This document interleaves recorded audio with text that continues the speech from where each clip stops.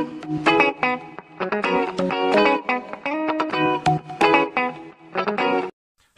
visuals, and welcome to a fucking awesome. This is quite a fun podcast we're going to do right now. Okay, what we're doing? Well, first of all, in fact, I'll be surprised if you haven't seen it yet. There's a few huge talking points. Which bit should I go to first? We'll go to the bit which I'm hoping you have watched. Did you or did you not watch that trailer for a certain film? What film? What trailer? You're going to have to give me a bit more. It's a franchise which you absolutely adore. Probably, I would guess your favourite franchise of all time. I think I know what you mean. Yeah. Did you watch it? I did. Yes, okay, right. Before you get started, right, I've got a huge shitload to say about this, but because it's a franchise you love more, just hit us away with what you liked and didn't like about it and all that kind of shit. So here's Chris's thoughts on Hobbs and Shaw, because it was a wild, wild trailer. Away you go, sir. The floor is yours. Thank you. Thank you. First off, it's got nothing to do with Fast and Furious, apart from the characters. Mm-hmm. Which, I don't understand why... Well, I kind of... Well, no, I don't. I don't understand why they've done it, to be honest. It's just bizarre. Another Rock film that's taken over a franchise that he got brought into as a guest, and now he's kind of like taken over a bit. Yeah. Oh no, carry on. What more thoughts you got? Because, like I said, I've got quite a few things I want to say. But some of it does look good, but like again, it's just a typical Rock film. I will go and watch it because obviously it is part of the Fast and Furious franchise. It is and it isn't. But well, it is part of Fast and Furious because it's even called the Fast and Furious Presents. I think it presents Hobbs and Shaw. But like I say, it's only mainly the characters. No one else, as far as I'm aware, is in it apart from Hobbs and Shaw. Oh, even from Professor Black and which one's Professor Black? Even CIA guy Black and Kurt Russell. Russell. See, none of them are in it. Vin's not in it. Lenny's not in it. None of them are in it. Well, it's complete new characters apart from Hobbs and Shaw, who have to team up against Idris Elba. Idris Elba, yeah, man. Who, for some strange reason, has powers and is bulletproof and fucking whatever. Yeah, I was hoping you picked that up because I've got. It's like, what does that got to do with Fast and Furious? Right. Apart from him stealing a truck and doing a 360, which I can guarantee would be impossible. Is that the one where it goes under the truck? Them things weigh a fucking... No, not that. But the truck where he does his... Yeah. Them things weigh a fucking ton, so there's no way in God's earth he'd be able to do one of them. And saying the thing about the McLaren... It when he goes under it. Yeah. It could be possible. You fucking have to have the best timing ever. It'll be all, like, thingy, but it's not the fact of that. It's the fact that, like, the car was going to have to be dropped, the trailer's going to have to be heightened, because, yeah. It's weird. It's weird. I'm not looking forward to seeing it, but I will watch it. See, it's harder for you because you're connected with this franchise. You fucking love the Fast and Furious, even though I don't know if you agree. I think it's got worse as each movie goes on.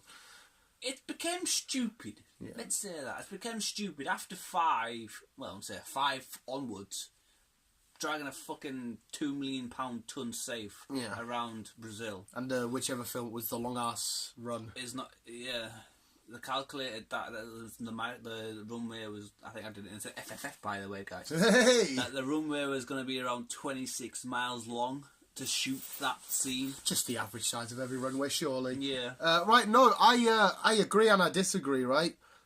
If you take away the Fast and Furious part of this title and forget that it's related, this looks like a pretty fun film. This looks fucking awesome. If you take away the Fast and Furious part. If you just got rid of the Fast and Furious, changed the name of the characters to something else, not relating to Fast and Furious. It looks like a really fucking fun film. It does look an alright film, but because they have made it into like a Fast and Furious film, it's pointless. It's got nothing to do with the Fast and the Furious films. They're trying to draw more money, I reckon, of just keeping that in the title. But yeah, I think it looks like a really sick film. The interactions where the Rock's swinging, from the building, and then he comes up and he's like, Yeah. And all that kind of, the little shit like that looks hilarious, but it pissed me off because when they're stood face to face and they're like, he's a dickhead, he's a whatever it is they're saying to each other, it's like, we've just had this in the last film of them saying, I'm not working with you, you're a dickhead. Then you work together, you had your weird moment where they like did the respect sign or whatever.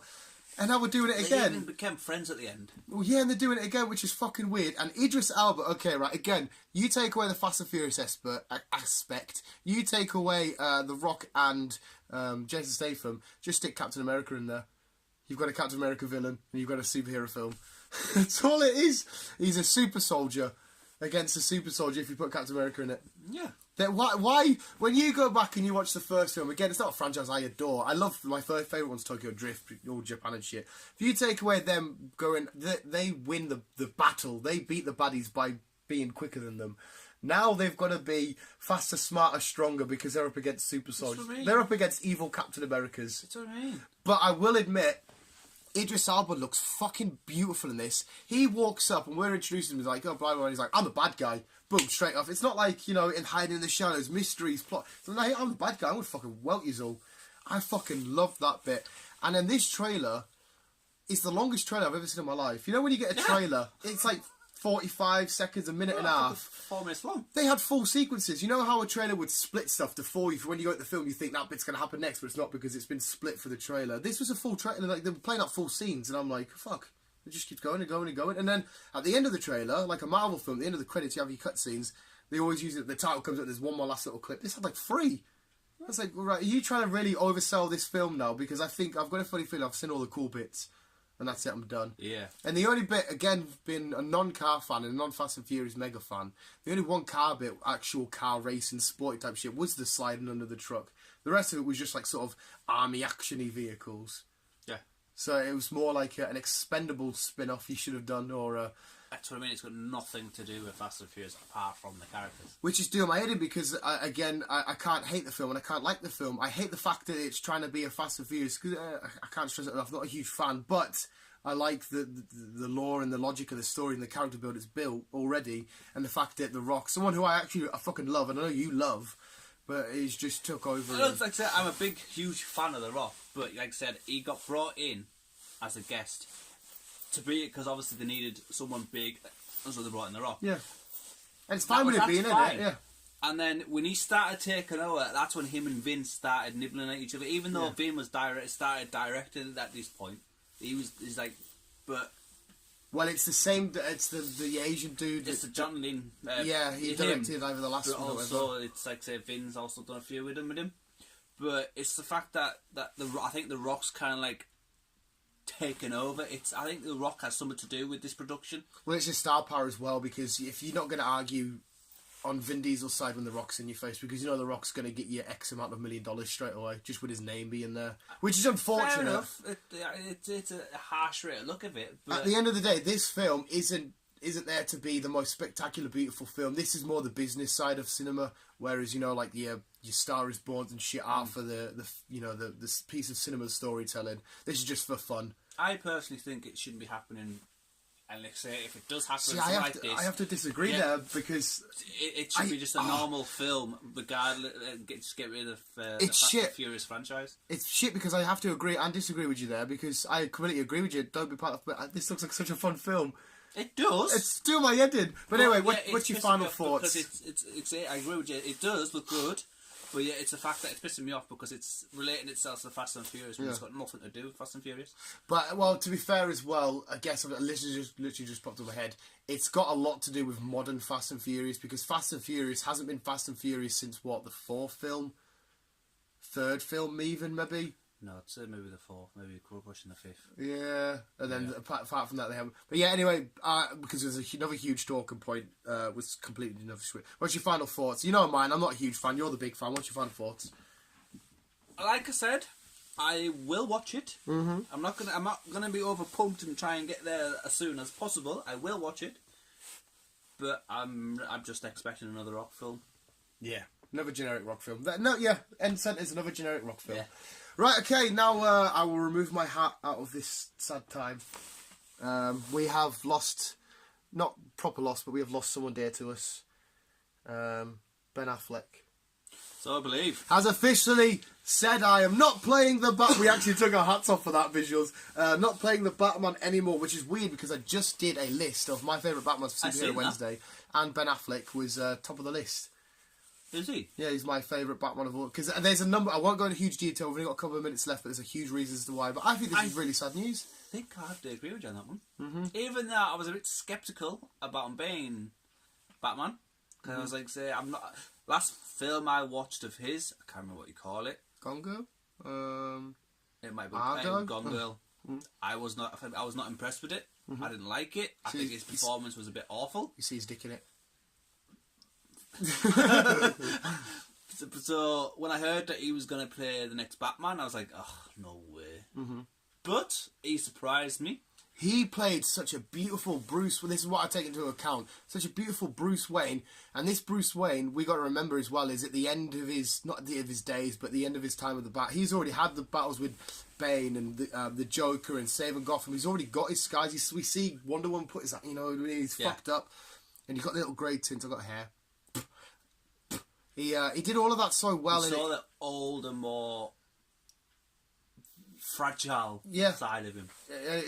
Everything was done fucking amazingly. I just really wish, because the next film is going to be called The Batman, and apparently one of the Jonas brothers is going to do it. Nick Jonas. I don't hate that idea, because it's going to be a youthful Batman.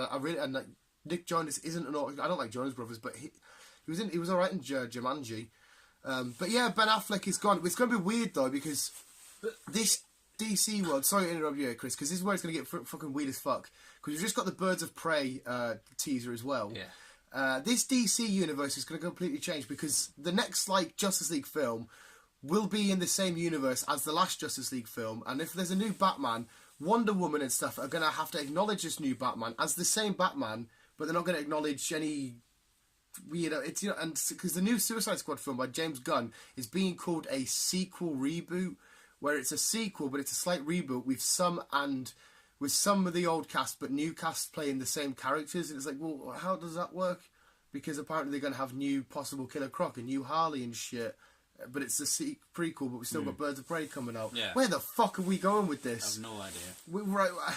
I think they need to soft reset on everything they've done, but they can't, because they've put themselves in a corner, because you have Jason Momoa, who's phenomenal, Gal Gadot, who's phenomenal, Henry Cavill, I don't know if he's staying on as Superman or whatever. They've just created a massive fucking mess. I don't think he is. And they're trying to do their own Into the Spider-Verse, but with a Batman Beyond, which will be fucking amazing. But I feel like they said we're going to do this as our retaliation for Into the Spider-Verse, and they shouldn't do it that way. They should be like, we're not doing it to retaliate, we're doing it because we want to do it. Yeah, it all sounds complicated what DC are doing at the minute. It just doesn't make sense. After fucking Aquaman, it's gonna just what they should do is keep these films going, Aquaman, Wonder Woman, but have their own a new team build thing. Unless they're coming in with Flashpoint, which is going to answer for timeline changes and different people, that will make sense. But at this moment in time, it won't make sense. So the Flash could be the key, just like the Ant-Man is our key in the MCU. The DCU, we need the Flash to do Flashpoint. It's fucking mental. But yeah, sorry, Ben Affleck, that was the main talking point. He's gone as the Bat. And it's annoying because these DC actors keep coming and going, whereas our MCU actors are there for good. Yeah. Apart from War Machine, we've had him change. That's it. Right. Jonas. Whatever he's fucking called. Nick Jonas. Yeah. Baby, oh. That's just me, like. I didn't really get much of a vibe from him in Jumanji. Mm-hmm. He had too many little lines, and so is he going to be the best guy to play Batman? Probably not. He's done a lot of other films. If he's going to go down that route, then I'd probably put him in a TV series, not a film. Well, if this new the Batman is a fresh look at Batman who hasn't had all of this hard shit. If you think about it, he's going to be the same age level as Titans. It's going to be the same age level as Robin. So I think... Well, they're not related as far as we're aware. Titans isn't related to this DC universe. So if we did have him in the Batman, Robin will either be a baby or not even born yet. Right, okay. Ignore that bit then. So I'd still just keep him in the TV series. Because like you said, Wonder Woman has done brilliant. There's obviously another film coming out. Mm-hmm. Aquaman, again, that's done brilliant. You guarantee there's going to be another film of that out. Yeah. Why don't they do another, do a Cyborg solo or something? Mm-hmm. Or maybe another Flash film solo. And then maybe try and give Ben Affleck a bit more money and say, look, every 5 year or whatever, or every 10 year or whatever, do a big film together. And then just let them do their thing. We've seen, like I said, I know there's a lot of Batman fans out there. I am a huge Batman myself. But I think it's up to the point where I think Batman's hit a point where you can't really do any more films because you've seen him time-lapse and time-lapse again. Over and over again. Yeah. So I think you should just stick to some new characters, let them get on with it, put Batman in a series. Every now and then. Yeah, that would be a good explain. But the only unfortunate thing about that is I want to see Batman kick ass on the big screen against his main character. I want to see go in Arkham. I've said this many times. Just send him in Arkham and make the film writes itself. Even I could do it. But that could be put as a main film, not just a Batman film. No, but if you have Gal Gadot and Superman all that coming to Arkham Asylum, they'll make it look a bit too easy. Depends who the bad person is. Well, the Joker, Bane, Killer Croc, you know what I mean? People that are quite hardish for the Batman, but not for the likes of the Flash or whoever. But yeah, that's that. Who's your favourite Batman? Let us know in the comments below and shit. And one last thing on Hobbs and Shaw. I can't wait to see Roman Reigns in it, though, to be fair. I really can't wait to see Roman Reigns in it. It does look good, doesn't it? Visual, thanks for listening, and keep being you and keep on Batmaning on. R.I.P. Ben Affleck. You're not dead, but... but yeah, thank you. Nice back tattoo. Love you, bye.